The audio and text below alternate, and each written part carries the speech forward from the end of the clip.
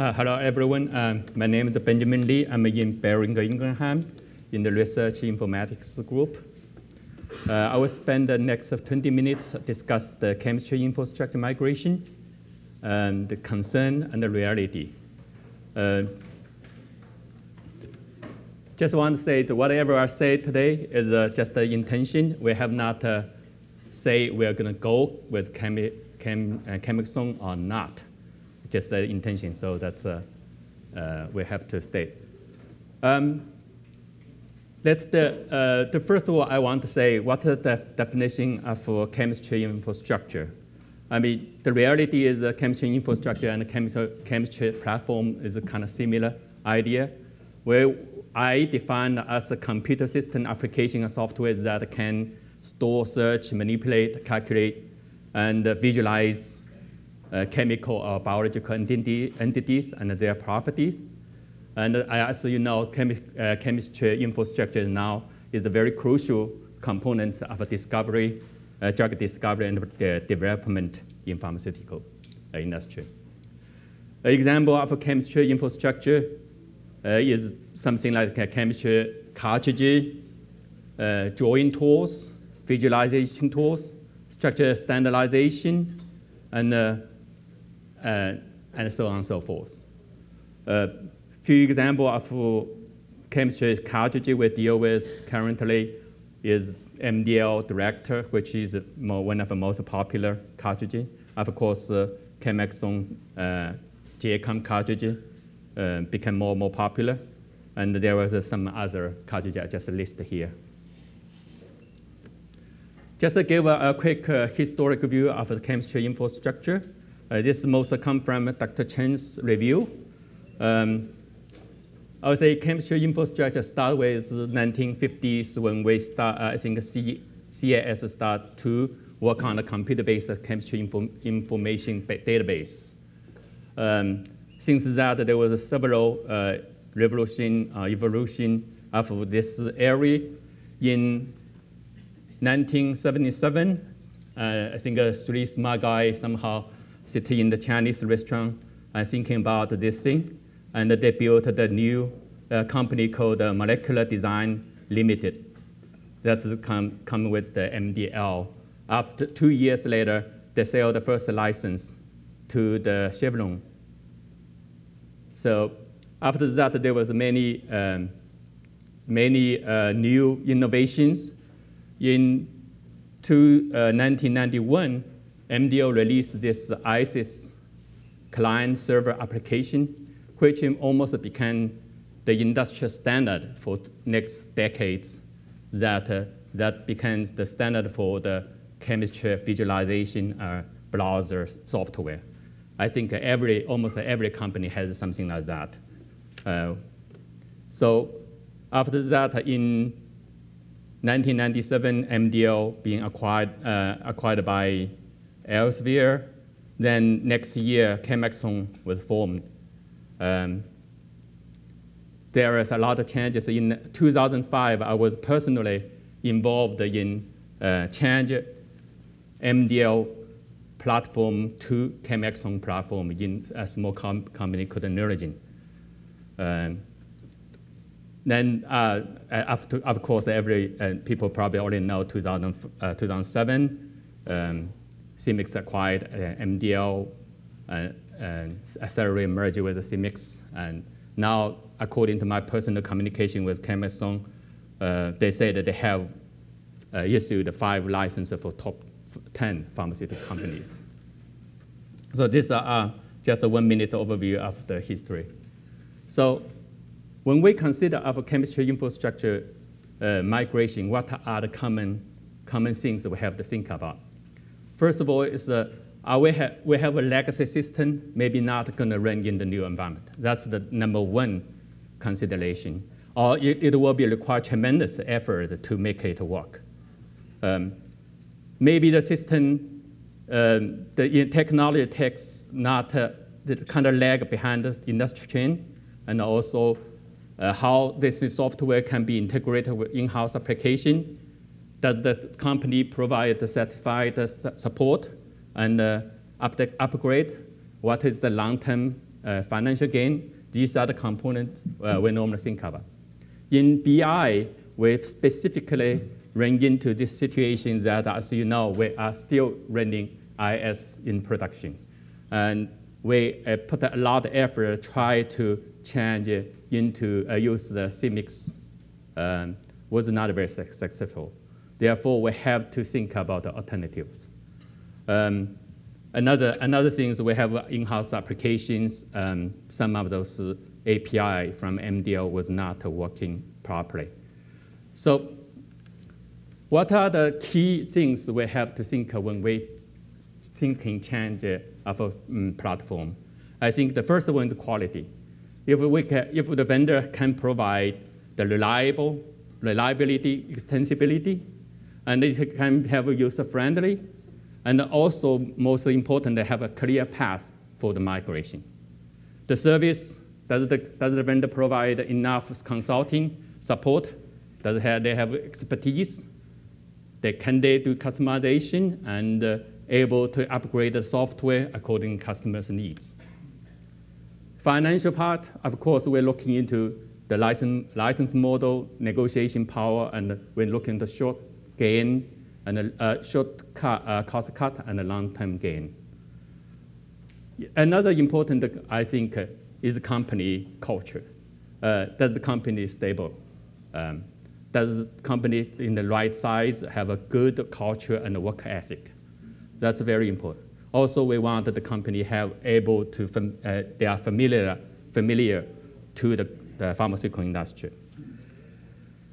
So we're looking into different vendors. We, of course, study with ChemAxon software.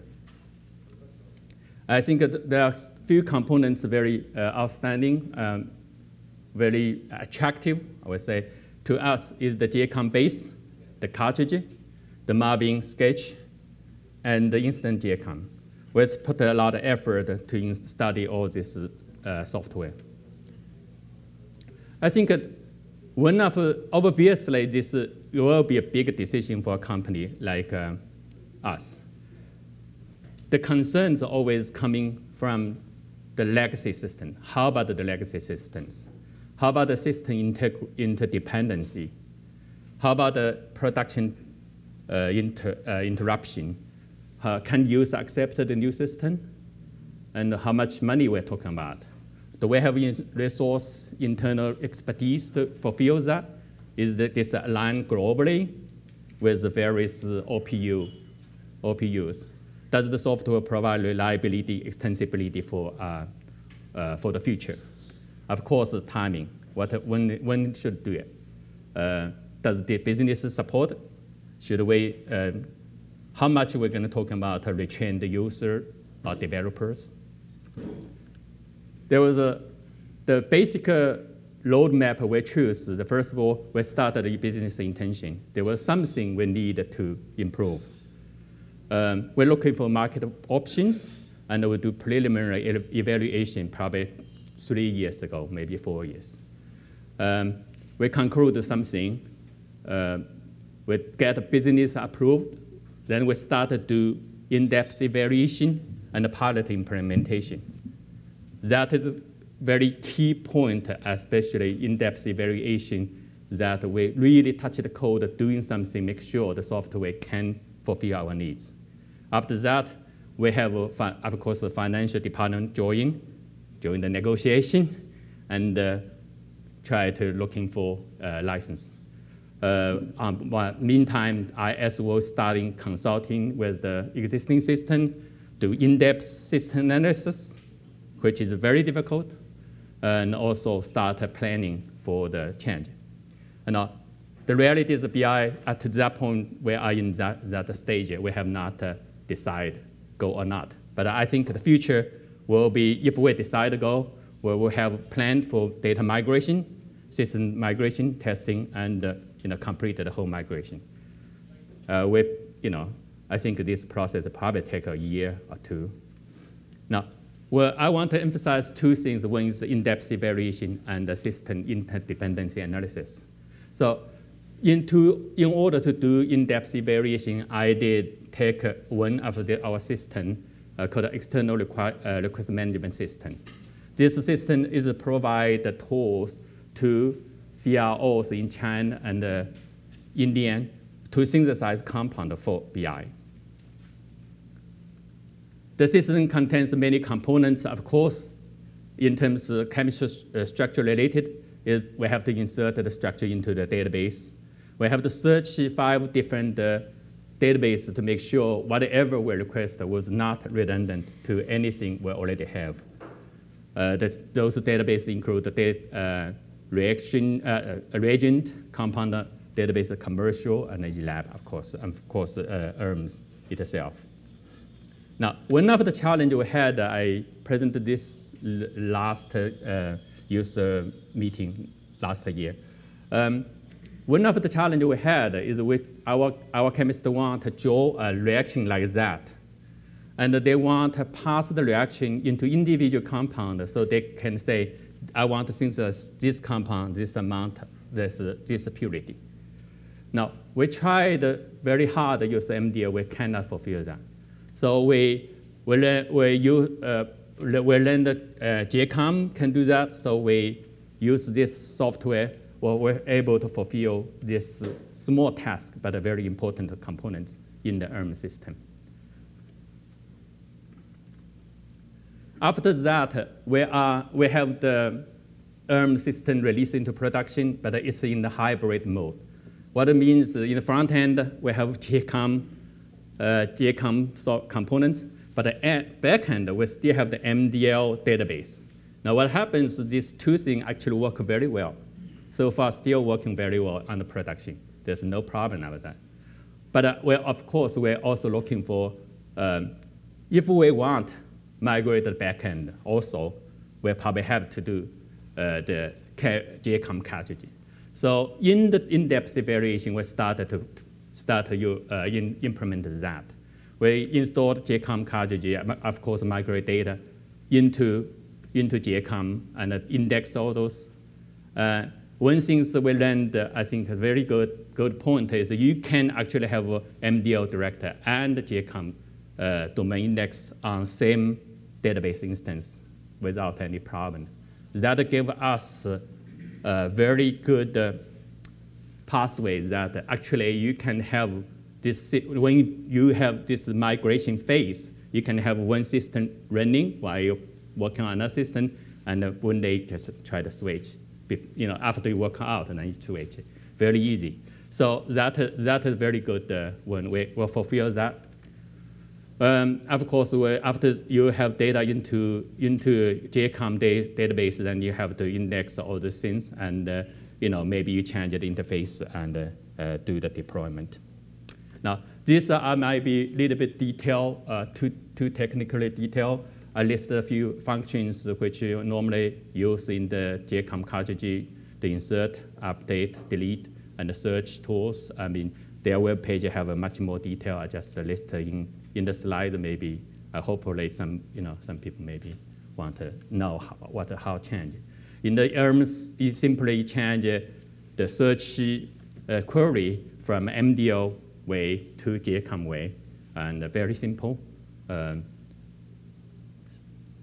So with this pilot project, what we have achieved is we actually use ChemAxon JCOM to achieve all the reaction scheme, and also we can use the cartridge in the new environment. I think the conclusion is that the switch is very straightforward, and I myself spend about 2 weeks time to complete that change for one single system. Of course, because this system is not a huge system, but it's not that simple. It's also, so it's a Java application. So this gave us the base and give us some benchmark for those similar applications. With this kind of time range, we calculate or estimated the system, other system, how much time we think about. So that gave us a very clear view what investment, of course, in terms of time and effort we're talking about. also, this gave our management a very good confidence that we can do it. So this in-depth evaluation gave really benchmark the whole migration. The one of this I just want to point out is the modular design. And make sure you don't want to have so many SQL queries in different classes, and you have to eventually change so many. And one thing is you try to put in the same place. That's a simple thing. After that, we did system interdependency analysis. And this task is still going on. One thing I think the key components here is you want to distinguish the interdependency from structurally related or non-structure related. A lot of systems you will see there was a lot of systems, but there was no structure transfer each other. So you don't need probably don't need to worry because they are probably just Oracle foreign key, maybe sample ID or lot ID, whatever related. So we distinguish if you see this chart, we have straight line means the structure related, and the dotted line means just a normal Oracle related system. Of course, we listed all this, how many users, what the impact, and from this kind of analysis, you were able to find out if you can put the task in parallel or in sequential. So I think this is basic methodology we are using. I cannot emphasize how important it is because I would say this is not only important when you think about migrate from MDL to ChemAxon, maybe 10 years, 20 years later, we are thinking about migrate away from ChemAxon. This still be very, very useful. So after that, we have the migration plan. We are putting, this is probably very normal. People already see in the Gantt chart. Of course, you can see some of those can parallel, some have to be sequential. All this time estimation based on the benchmark we have. One thing I think there was a lot of things we have not considered because we're really not get into that phase yet. So there was a lot of things maybe we're still missing. So my conclusion is it's never be easy decision. This decision, as we've already mentioned, the challenge we have, as Ramesh mentioned this morning, and our challenge in BI is mainly the legacy system is no longer be supported by the current technology, and this is you have to do something. So it's never be easy decision because something so big, so much financial commitment is always a bigger decision. But you have to consider this is investment for next decades. Okay, so that's one thing. Another thing is we learned that use the pilot project, we actually proved the concept, but gave the business and management enough confidence, and they can finally push the button and go. So system interdependency analysis is a very important step. I just mentioned, regardless you are migrate or not migrate, this is still very useful document for the whole informatics systems. I think the reality we have learned is that the migration may not necessarily as bad as we feared. Because now we have time, we have clear migration paths, the time, we have estimation of all these things. Now, I think we have enough confidence, and we built our internal expertise on that. So we have enough confidence to do something like that. The one thing I have to point out is the data curation. One thing, if we're talking about, migrate, let's say 2 million compounds, and you found out 1% of a compound cannot be indexed very well. There was something, and that come back, if we need to manually fix all this, that will be a lot of time. especially the reaction part. So we are looking for the alternative, say, if we come into this situation, what we do, we have to have a backup plan. We welcome any input from ChemAxon, any other partners, see what is the best way to do that. But this is the part of that process you probably going to encounter anyway. Think about all this reaction, all this molecule, some of those registered 20 years ago. The format maybe not as accurate as we have now. Another things we may have to develop strong support from user community, the key stakeholders, and make sure, because this software change, the interface will change, the technology will change. Even you use the same technology, even you change the application, there was always something that resistant from user for the change. Then the change like that probably is more significant than normal upgrade. So these we are still working on. I think we gain enough support from business. We think at this moment we cannot claim success, but we are moving this direction. Thank you for your time. So you mentioned that it really isn't as bad as you anticipated, which I think is good for many of us. Do you still think it's still a process? So is timeline still as long as you expected? I think that's some of the issues that many people see, is just how long it'll take, and also end user acceptance. Is that still, you think, a significant time burden? Yes, I think it depends how many systems we are talking about. And I don't think the real timeline is this. It's more about how you organize this whole event, whole migration. For our system, we are thinking about put a lot of systems. They are not interdependent each other. They may put a parallel, but we do at this stage, the time we probably need a consulting from you, consulting with external vendor, external partners to help us on that. But I don't think this is the key point. Really, is the organization, how you manage the whole project. Yeah.